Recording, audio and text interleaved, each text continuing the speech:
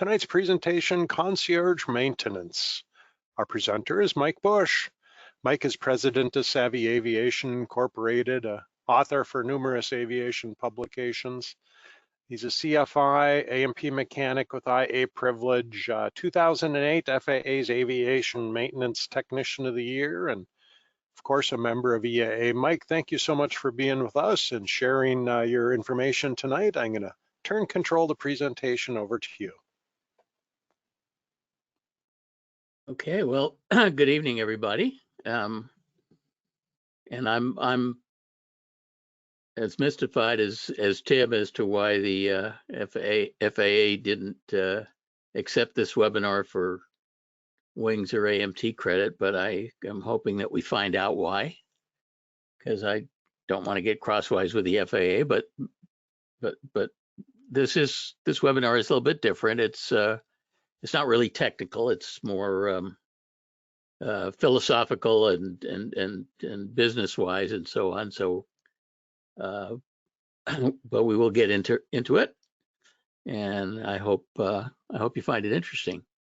And basically, what I want to talk to you about are some thoughts I had about whether it's time that we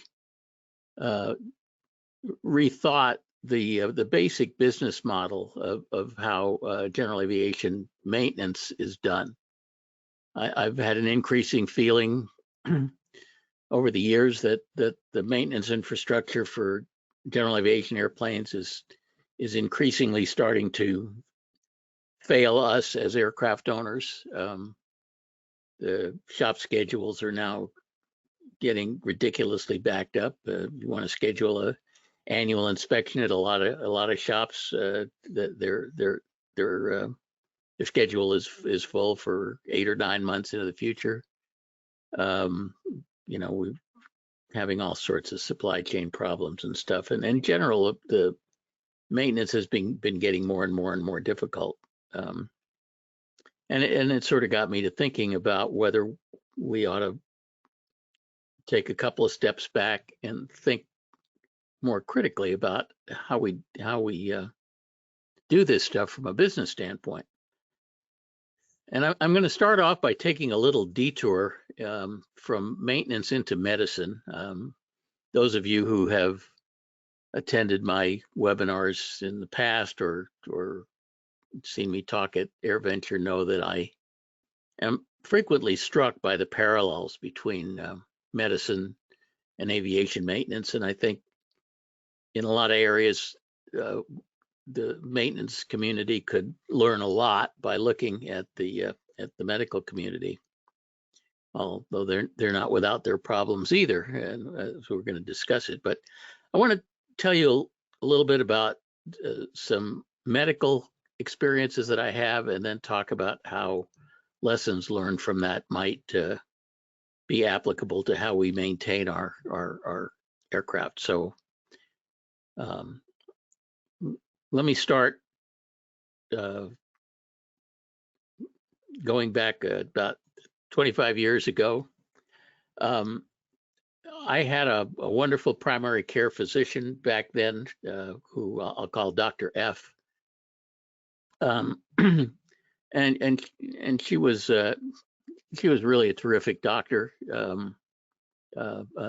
internist by trade, had a very good mastery of internal medicine, had great people skills, very, very caring person. I felt that I couldn't have asked for a better doctor. But over the years, as her reputation spread and her practice got larger and busier, it started getting more difficult for me as a patient. It was very hard to schedule an appointment with her. Her schedules were quite congested, and it was not easy to make an appointment. And when I was able to make an appointment and come in, it typically involved lengthy waits in a very crowded waiting room, with screaming kids and coughing patients and stuff. waiting for my turn to see the doctor. And then finally, when I got to the head of the line and got called in, I was lucky if she could spend 5 to 10 minutes with me, because she had this waiting room full of other people that she had to see. So she was able to spend much less time with each patient than she used to before her practice grew. I still thought she was a great doctor. I just, as the practice grew, it just became more and more difficult for me as a patient, and I didn't feel that my experience was quite as good as it had been when I first started out with her.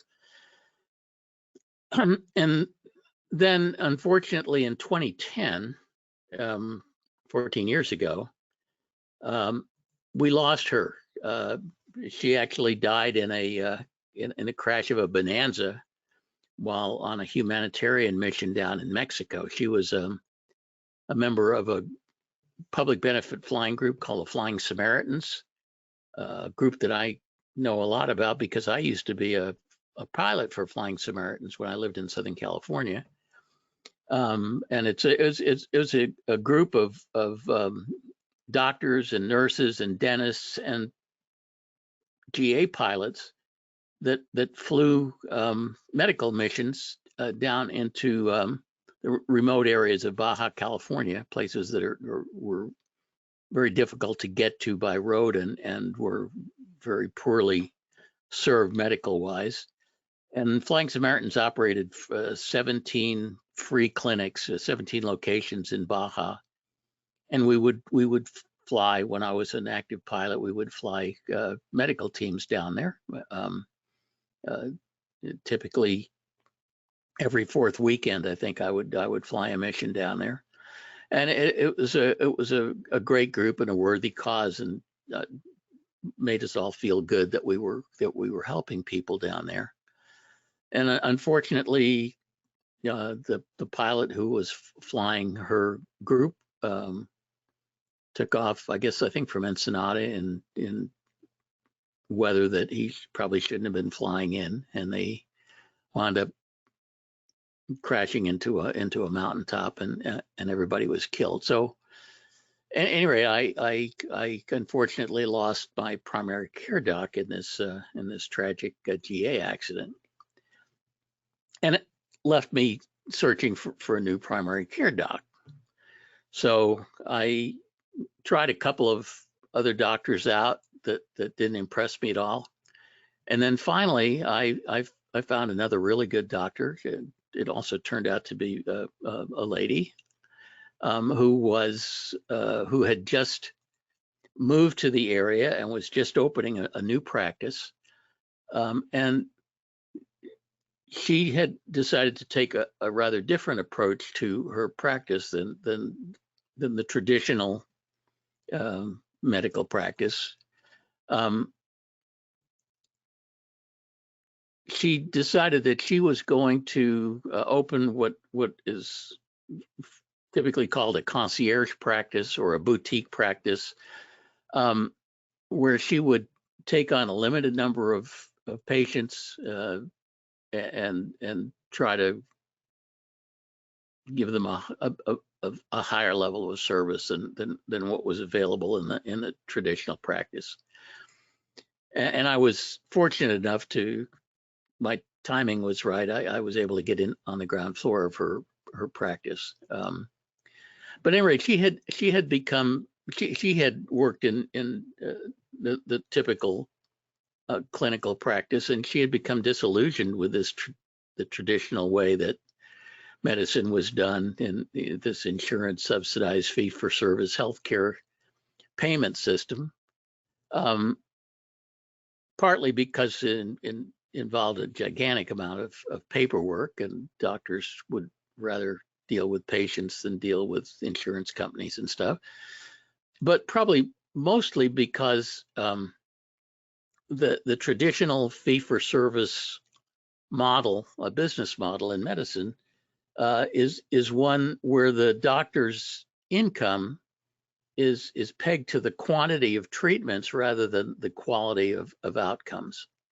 and she just, and that's really why these practices turn into these, sort of production line operations like I described with Dr. F, where they have, large numbers of patients going through. They spend a small amount of time with each patient.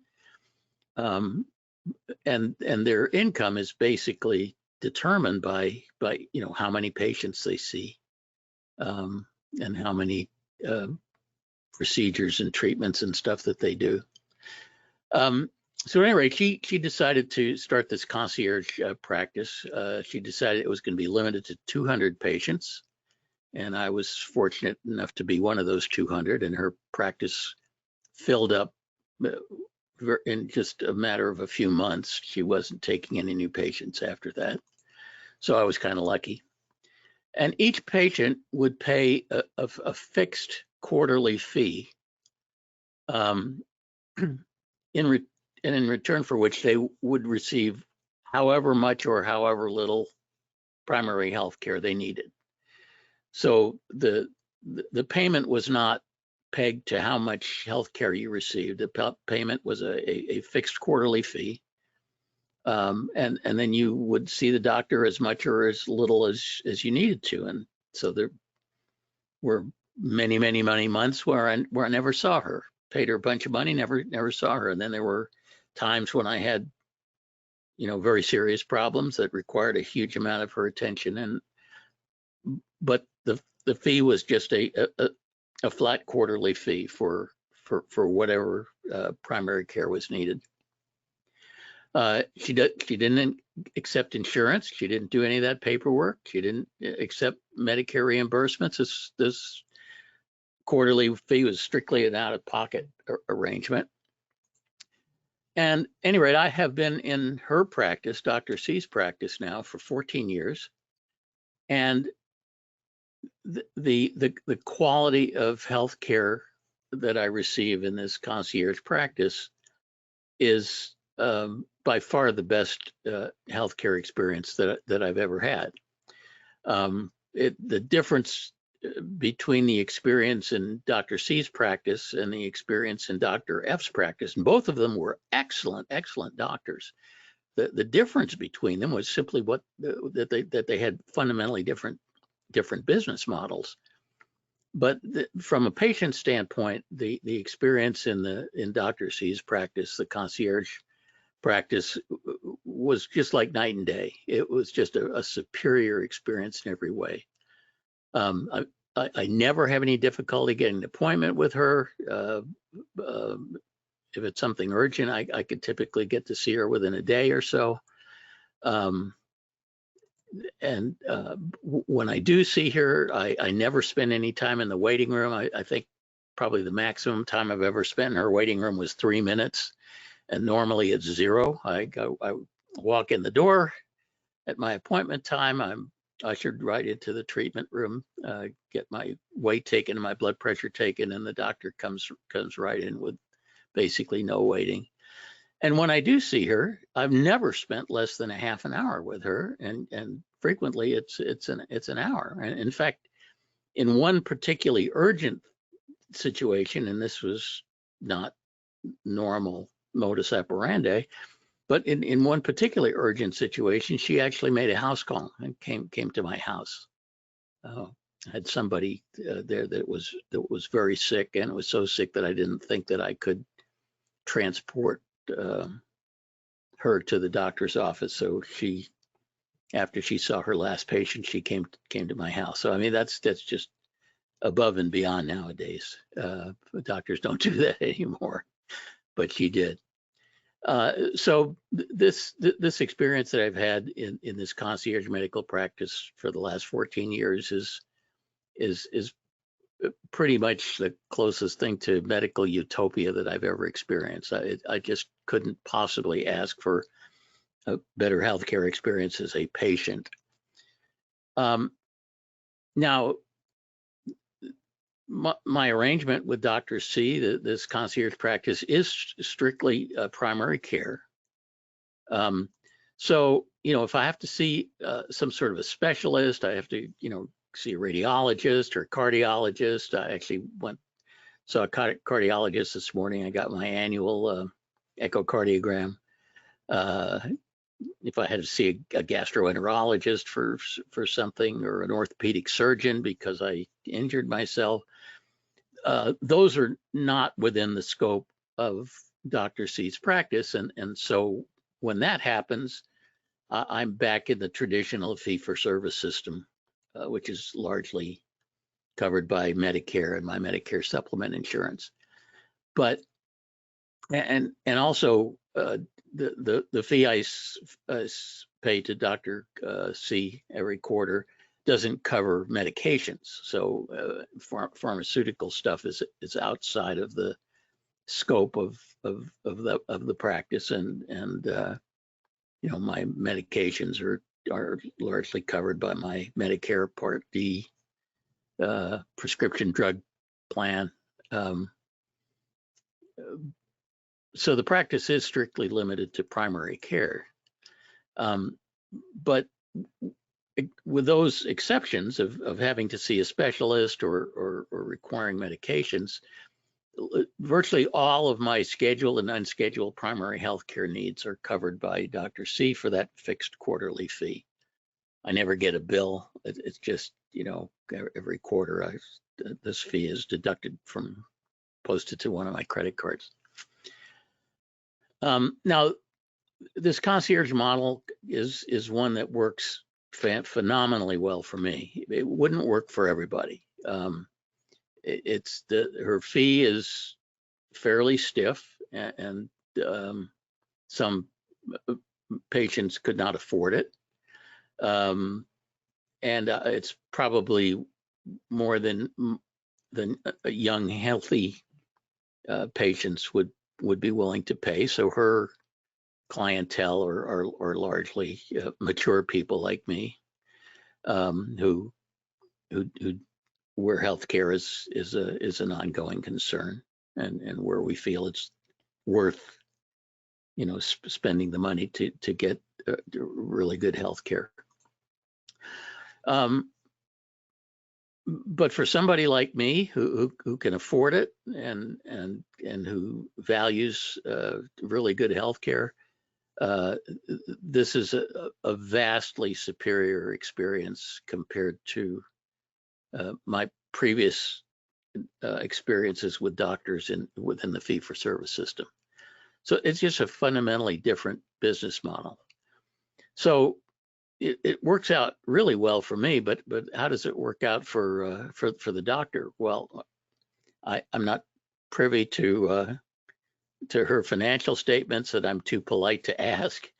But just based on what I know about her practice, I can make some educated guesses on how it works out. And this is sort of my best guess. My estimate is that she receives $800,000 a year in payments from her 200 patients. Her annual expenses for staff, for renting the office that she has, for malpractice insurance and other expenses, I would guess would be somewhere in the vicinity of $250,000. So my guess is that she winds up with a pre-tax income of somewhere around $560,000, which is not too bad. So she's doing well, and her patients are doing really well. And I'm just very impressed with the business model. And it really seems like a win-win situation for both the provider and the patient. And I'm very glad that she made the courageous decision to start this unusual practice. Actually, my business partner, who lives about a half-hour drive from me, and is a member of another concierge primary care practice in another city, and his experiences have been very much like mine. Neither of us would ever want to go back to dealing with the fee-for-service system for primary care. So this naturally caused me to wonder whether a similar sort of business model could provide aircraft owners with a superior maintenance experience.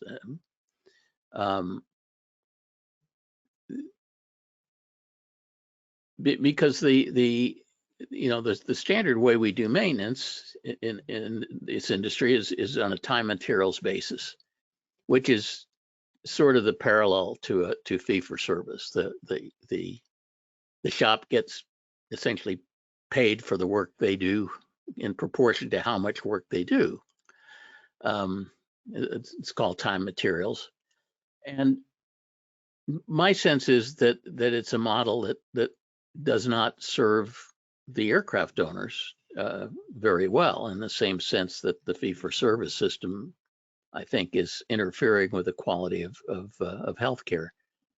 The time materials system where you're paying the shop for the labor hours that are expended, plus the cost of parts and stuff.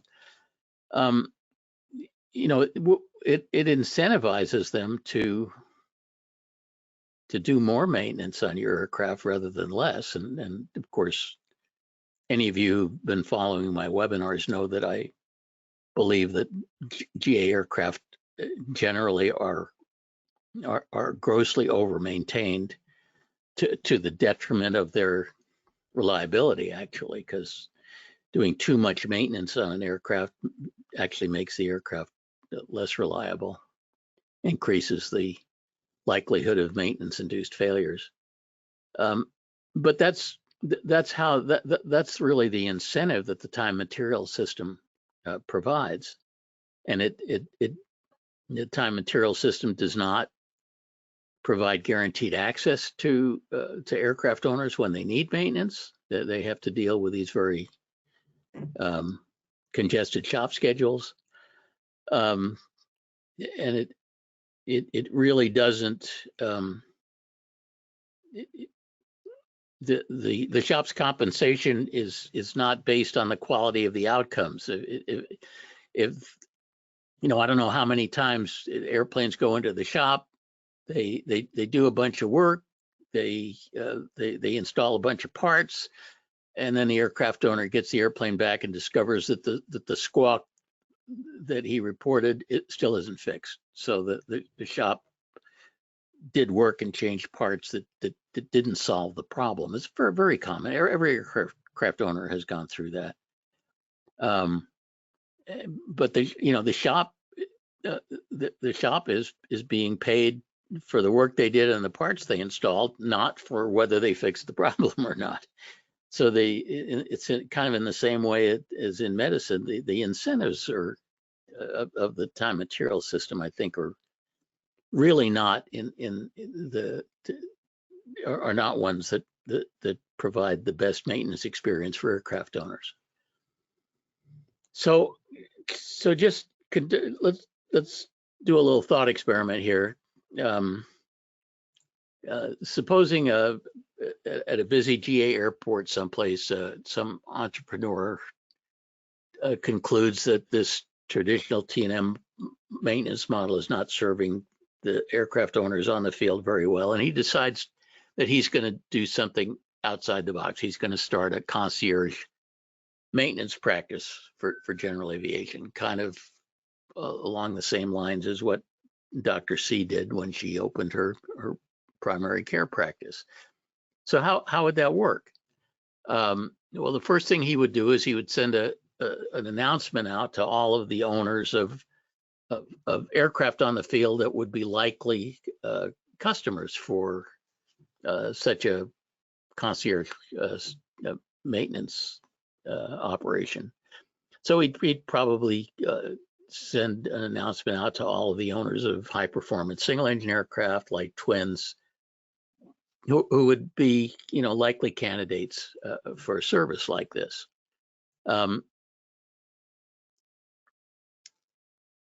And he would explain that he was going to limit this to a certain number of aircraft, and that he was going to provide guaranteed access, and that he was going to provide basically all the maintenance that you need for a fixed annual fee that was paid in quarterly installments.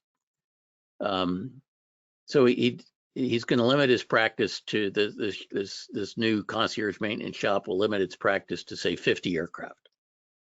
That would equate to to basically one annual inspection per week kind of level.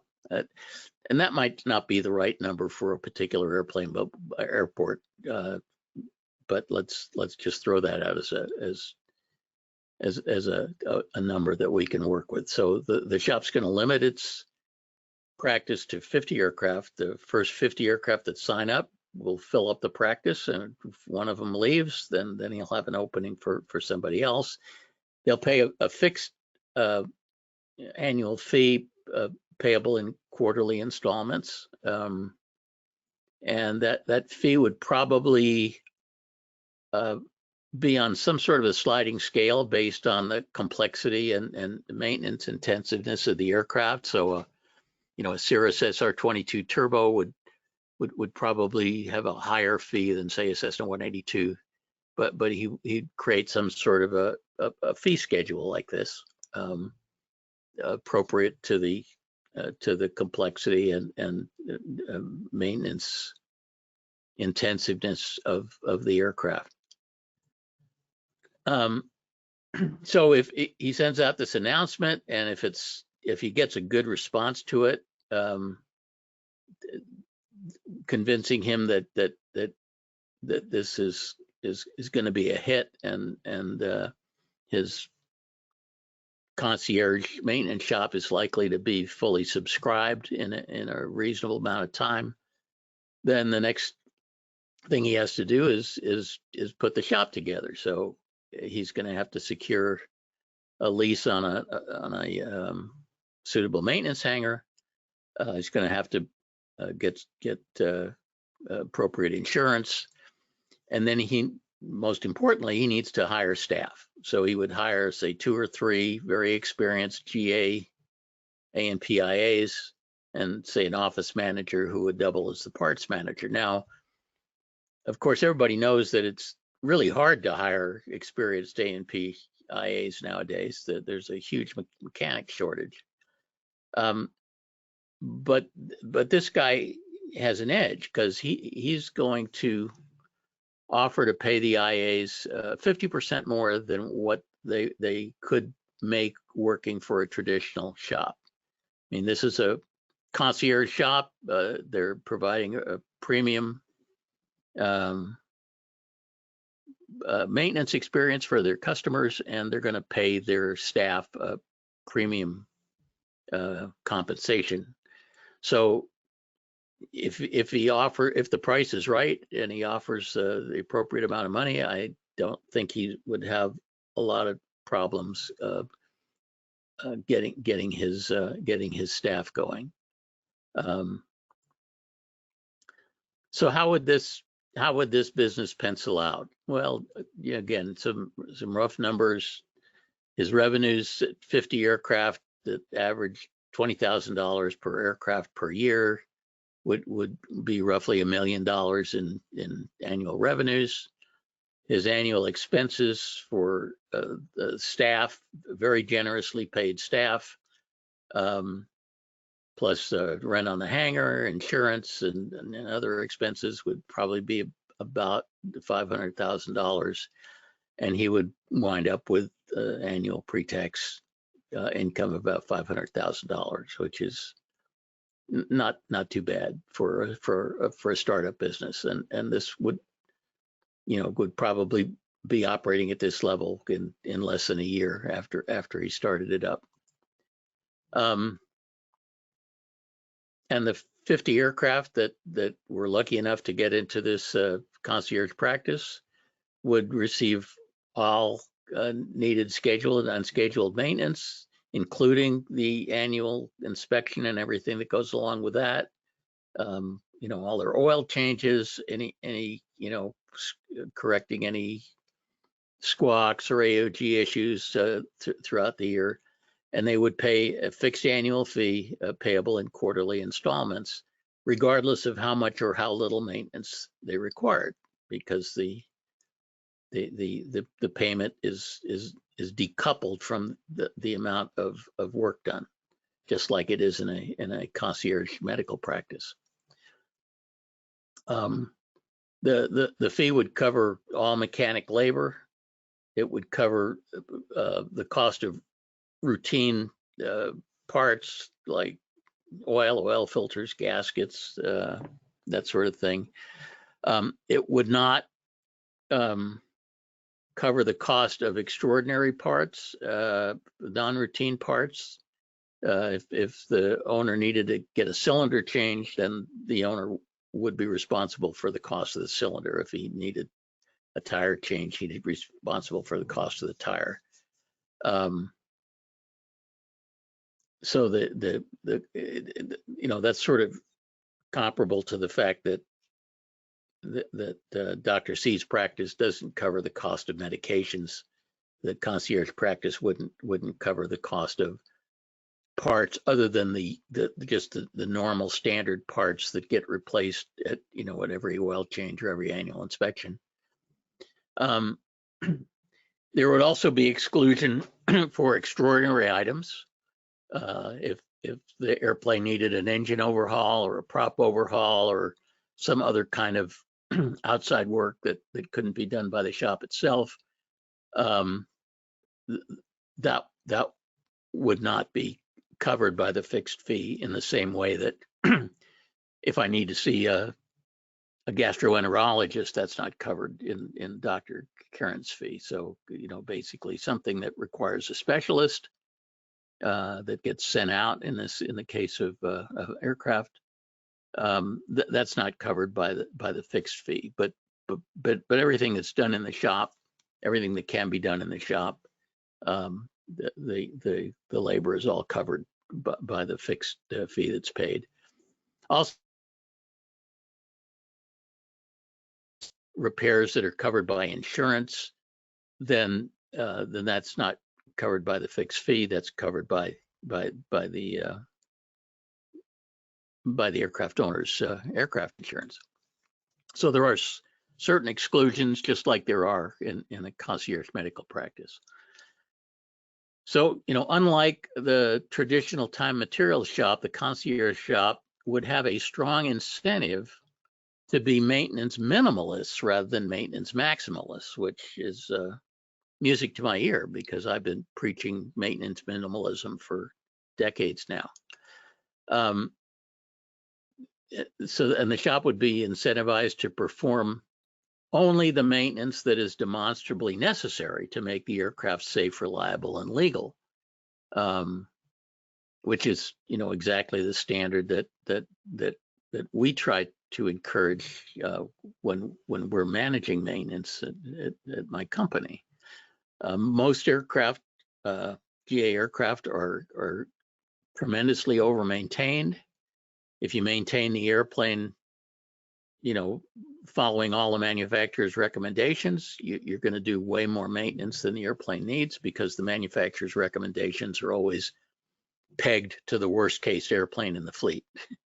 And since most of our airplanes are not the worst case airplanes, they're not even close to the worst case airplanes, doing, everything that the book suggests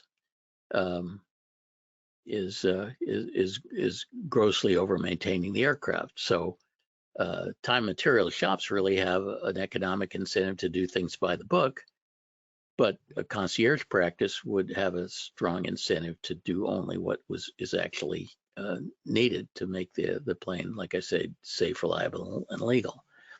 There's some things in the book that are required, and of course you have to do those. But the things that are discretionary, the shop would use, I think, a lot more discretion than in a time materials environment because the incentives are very different. The economic incentives for the shop are very different.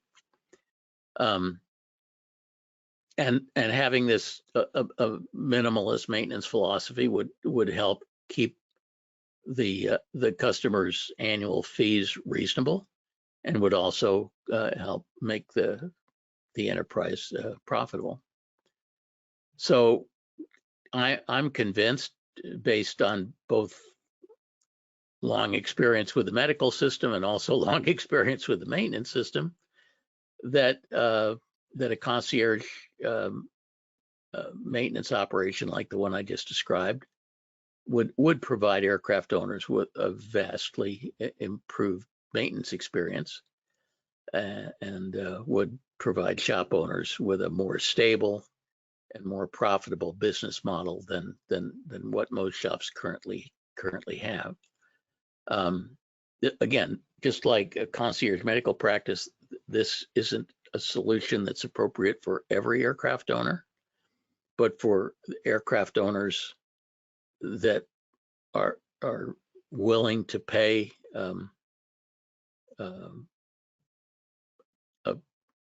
premium price for a premium maintenance experience, I think that a shop organized on these principles would provide just an order of magnitude better maintenance experience for the owner.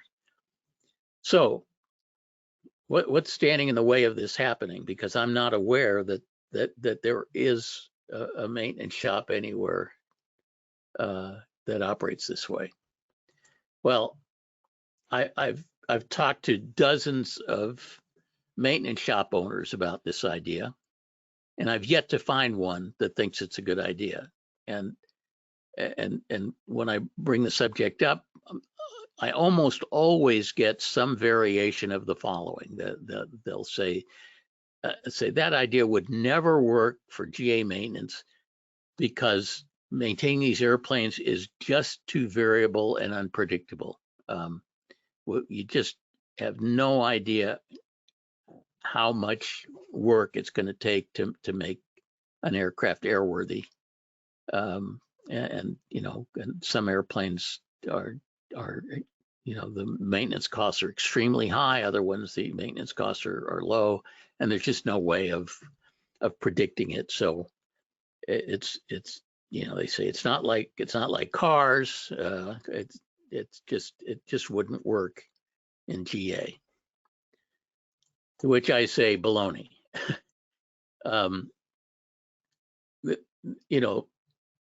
The cost of maintaining a general aviation airplane is no more variable and unpredictable than the cost of providing health care to an elderly patient. So if that argument against it was valid, then concierge maintenance medical practices could never work. And they do work. They work splendidly well. They work very well for the doctor and very well for the patient. So this is just, I just think this is a specious argument. I think the biggest problem with trying to sell this concept to somebody who's run a traditional maintenance shop is that one of the fundamental rules when you run a traditional maintenance shop is you can't lose money on any client. That's just anathema to be losing money on a client. When you're dealing with a concierge practice where you're receiving a fixed amount of money for a variable and unpredictable amount of work, you have to accept the fact that you're going to lose money on some of your clients. You're going to probably take a bath on some of your clients, and you're going to make a killing on some of your other clients. But it doesn't, it's okay to lose money on some clients and make a big profit on other clients. What matters is whether the business is profitable in the aggregate at the end of the year. And I've operated my company, Savvy Aviation. It's now been in business for 16 years. And it was founded on exactly this principle. It's not a concierge maintenance shop, but everything we do is based on a fixed annual subscription cost for a very highly variable and unpredictable amount of work. And Savvy has roughly 6,500 clients. All of them are on fixed price subscriptions of various kinds. We have various levels of subscription. And at any given time, we're probably deeply underwater on 1,000 of those 6,500 clients. And that's fine. I don't care about that. All I worry about is that if the company is profitable at the end of the year, then that's fine. There's a certain element of sort of actuarial stuff or in insurance in running a business like this, where you're doing a variable amount of work for a fixed amount of compensation. But it's a great business model. It's worked well for me. It's worked well for Dr. C, and it's going to, you know, and I think it would work well for a concierge maintenance shop. Now, I'm not really holding my breath that a whole bunch of shop owners are suddenly going to see the light and convert their time materials maintenance businesses into the concierge model. I have gotten quite a bit of interest from people who are interested in starting new shops in exploring this model, but people who are currently running shops don't seem to have any proclivity whatsoever to convert. And that's probably true in medicine too. I think most doctors who are running in the normal fee for service thing just continue to operate fee for service, and it's only the rare doctor like Dr. C that gets disillusioned with that model and decides to do something different. And I'm very glad that she did.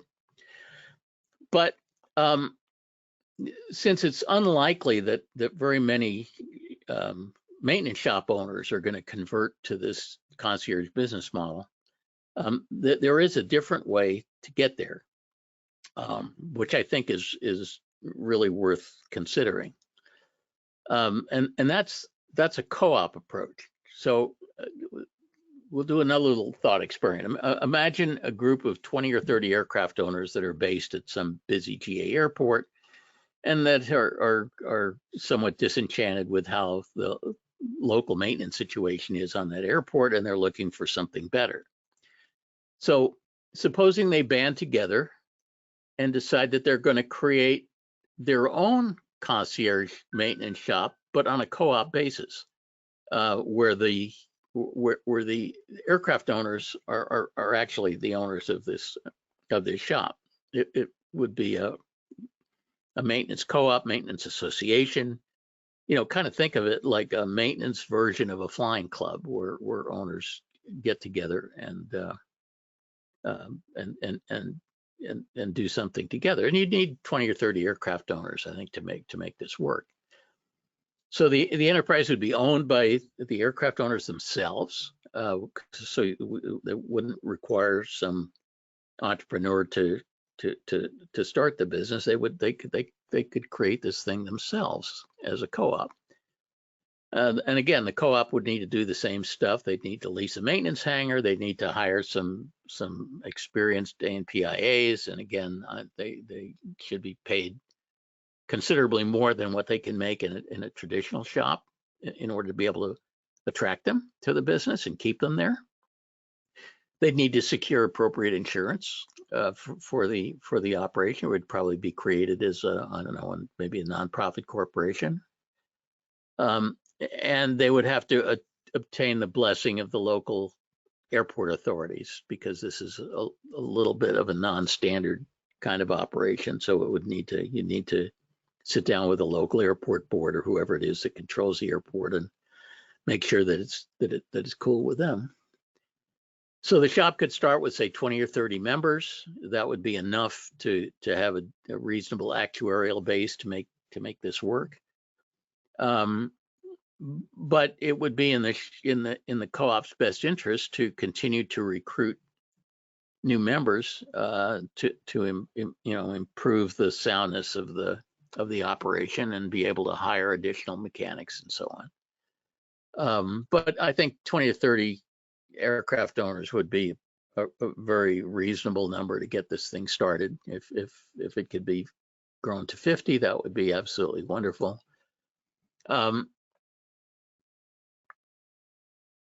So anyway, it's in general, my feeling increasingly is that the traditional time materials based GA maintenance infrastructure has been failing us as aircraft owners more and more, and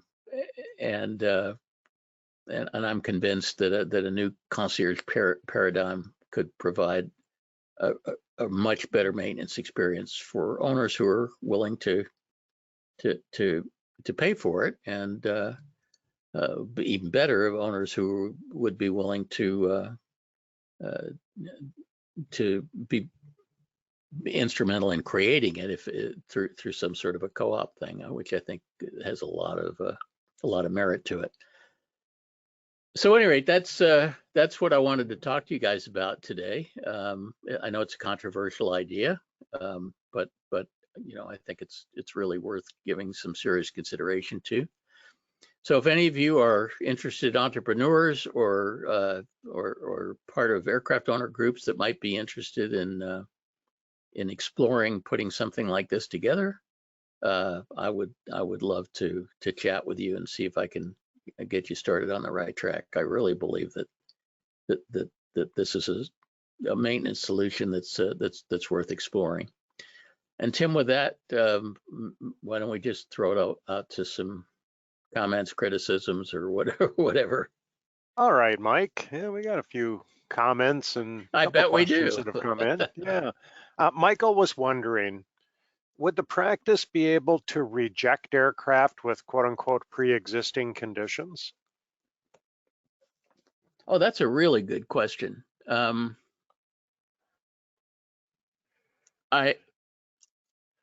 I think the practice would probably, whether it was a business started by an entrepreneur or whether it was a co-op, I think they would have to be able to decide who they're willing to take into the practice. And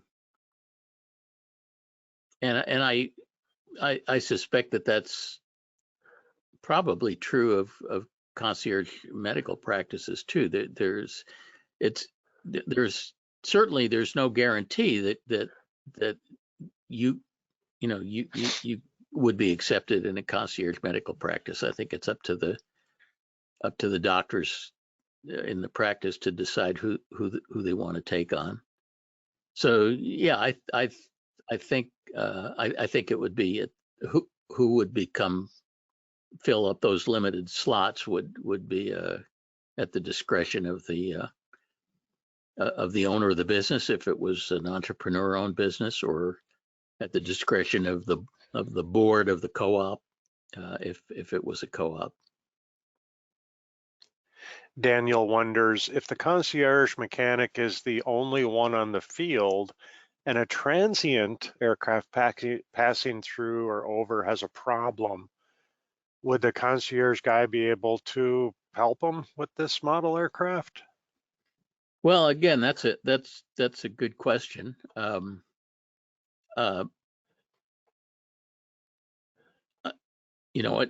It strikes me as unlikely that the concierge practice would be the only one on the field, because I think that these concierge practices, at least for a while, would be pretty few and far between.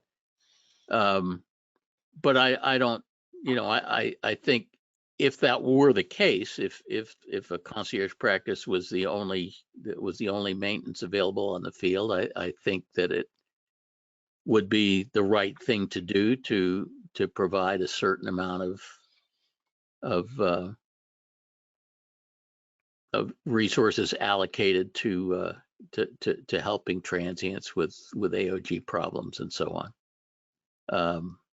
That is an interesting question, and it's not one that I've given much thought about, because I didn't really expect to be dealing with a case where concierge practice was the only one on the field. I think that would be pretty unusual, but if it were, it would certainly be worth discussing, because I do think we all have an obligation to help people in distress, obviously. Alexander asks, do you think the owners would be more inclined to bring their airplane in for any trivial matter so as to try and get their money's worth? I don't think so. I mean, I'm just relating to my experience in the medical field, and no, I never have this thought that says, gee, I've gone for 3 months and paid Dr. C a whole bunch of money and haven't used anything. I better go in and bug her. It's actually quite the opposite. My experience is that the if I don't go to see Dr. C for 3 months, it's very likely that I'm going to get a call saying, hey, we haven't seen you for a while. You might want to think about coming in. It's because she really cares about her patients, and she has a relatively small number of patients. So she's we have a very personal relationship with the doctor. But no, I really don't think that would happen based on my experience as a patient in a concierge practice. And again, I see the medical model and the maintenance model as being very parallel. There are some differences, but there are an awful lot more commonalities and differences. So I think the psychology of a patient seeing the doctor and a psychology of a aircraft owner seeing the mechanic are probably quite comparable. Walt wonders. Fascinating question, though. I really I love these sessions because people ask questions and things that I haven't even thought about. Walt just wonders, does the quarterly installment model, do you think that would include replacement parts and time and materials for oil changes, etc.? Yeah, it could be arranged any way that the shop decides to do it, but I would think that it would include parts that are, that are just routine replacement parts, that things like oil filters and gaskets and stuff, but probably wouldn't cover parts that are needed on an irregular basis. Mm-hmm.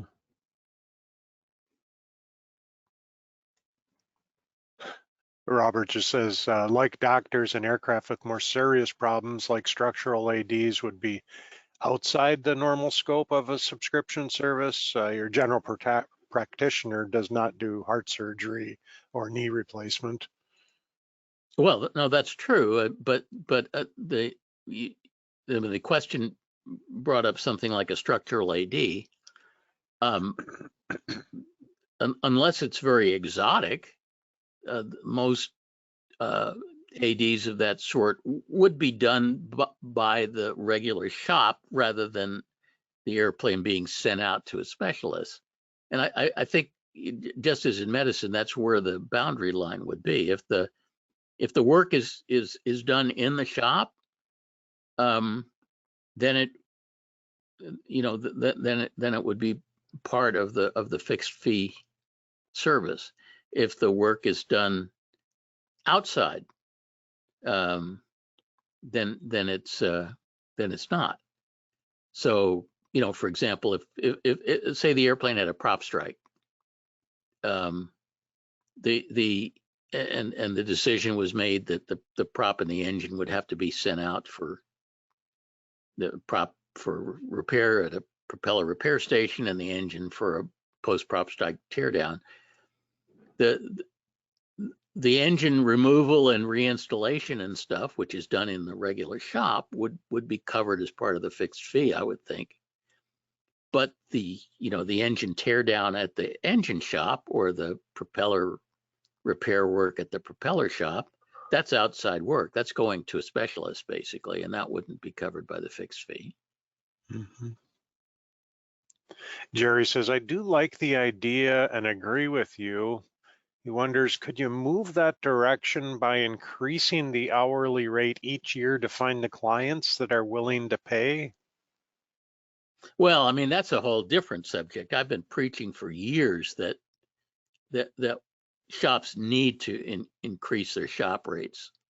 I mean, that's part of the solution to our very acute, what I think is almost an existential mechanic shortage problem that we have in GA. There aren't enough mechanics. We're losing a lot of them to attrition, to retirement, and so on. And majority of the new A&Ps that are coming out of A&P school are going with the airlines because the GA shops just can't match the pay and the benefits. And I think that if we're going to have a maintenance infrastructure, and this is apart from whether it's concierge or time materials, we have to pay our A&Ps a reasonable wage and provide them reasonable benefits. I think it's scandalous that mechanics can make more working as automotive mechanics than they can as aircraft mechanics. That just doesn't make sense.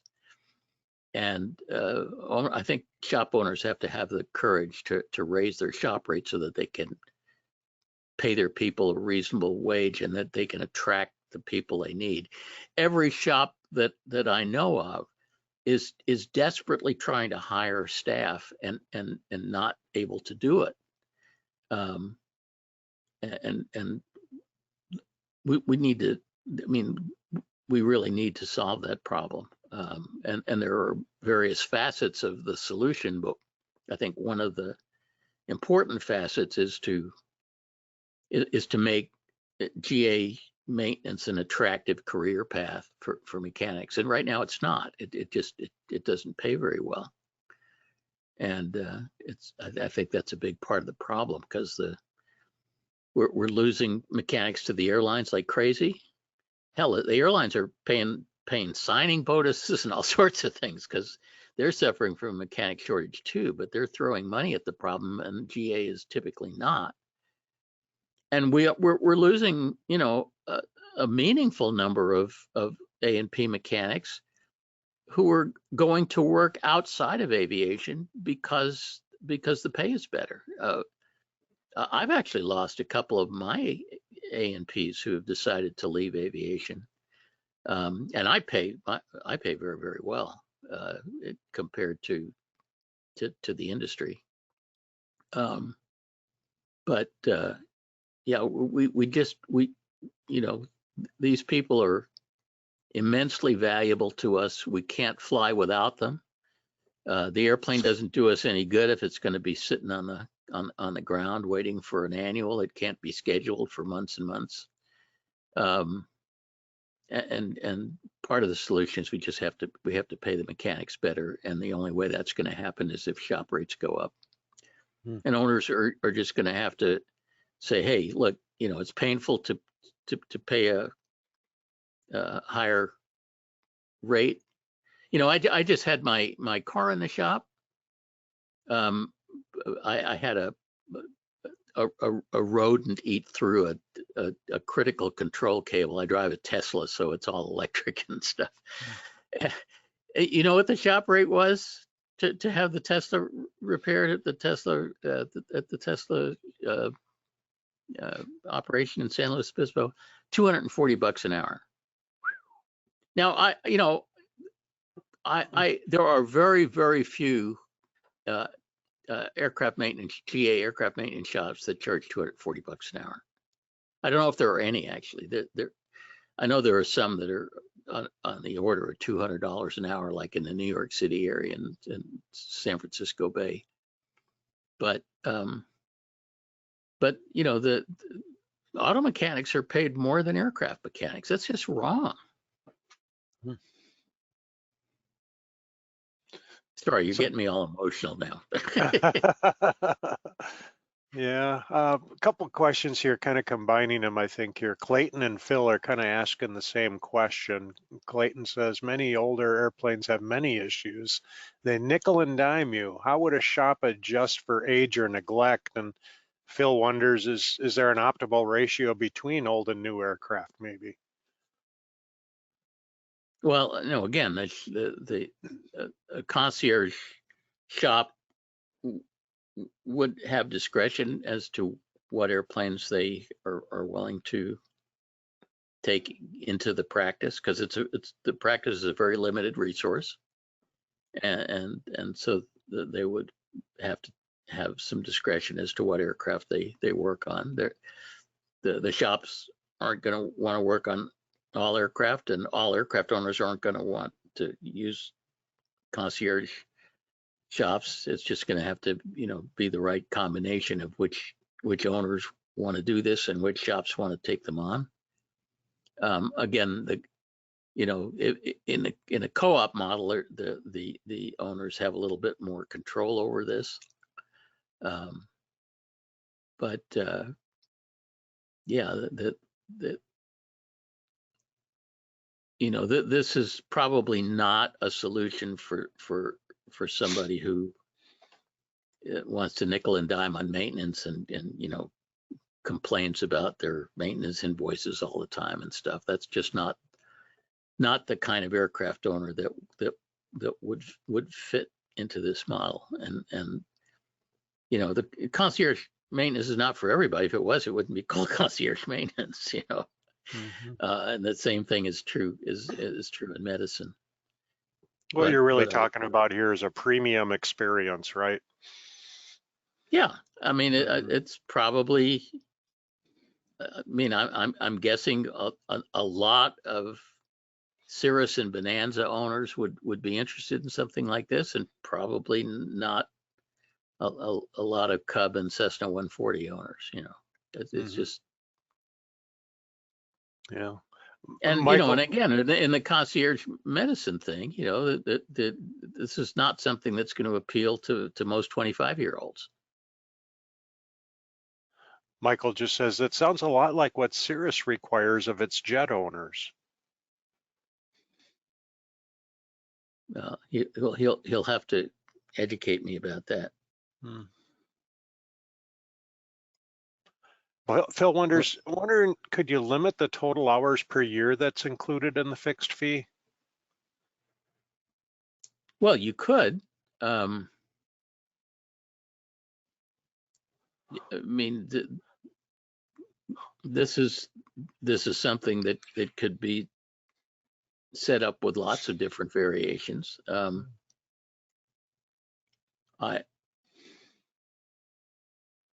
If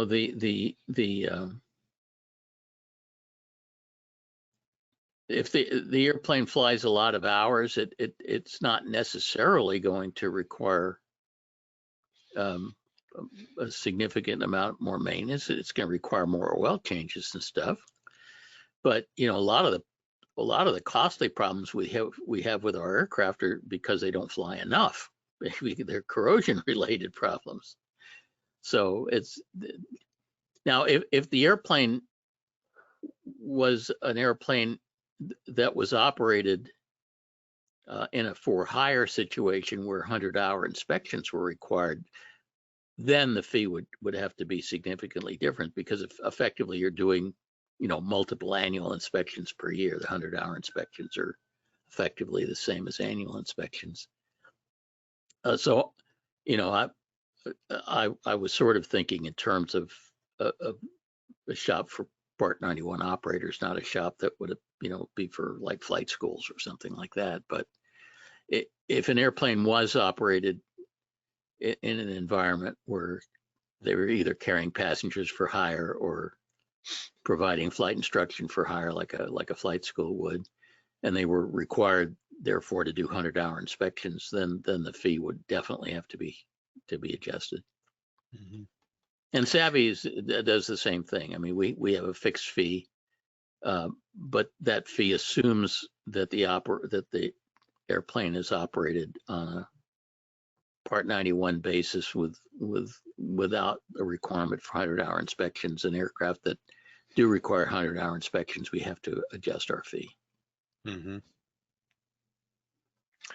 Chad wonders, are you aware of a database showing the density of GA aircraft versus geography versus existing maintenance shops? I'm thinking about identifying best locations to start a new shop. Well, I mean, there certainly is good data on population density of aircraft. I don't know what granularity you're looking at. I mean, we know that, you know, Florida, Texas, and California are I think the three biggest states for GA in terms of number of aircraft in the state. I don't know what sort of studies have been done in terms of the density of maintenance facilities. I know, you know, my company maintains a fairly extensive database of maintenance facilities, and we have we can depict them on a map that we use to locate maintenance facilities in a particular area. For one of our clients, you know, gets stuck somewhere, we can find what shops are nearby. And when you look at that map, when you look at it from 20,000 feet, where you're looking at the whole United States, there are clearly areas that are very dense, and there are clearly areas that are pretty much black holes and don't have any maintenance facilities. So I've got access to some data on that.